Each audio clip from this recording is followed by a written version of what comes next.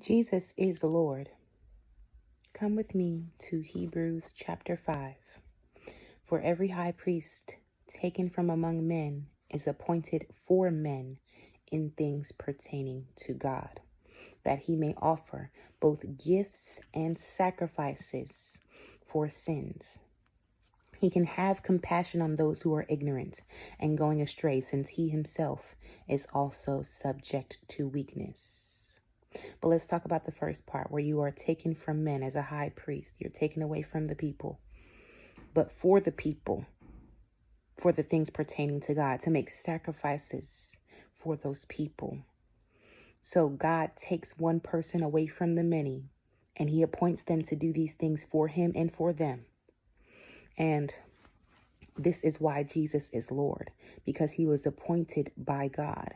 There are plenty of times where people don't realize that God has placed his spirit inside of a person and sent them to people, and they look at that person like, you're not God. Who do you think you are? But God placed himself in that person to speak for him on his behalf. So when and if you disrespect that person, you are disrespecting God.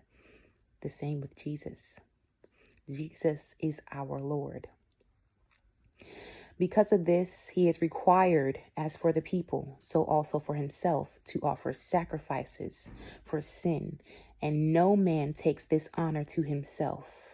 No man takes that credit and says, I did this. It is me who does this for you.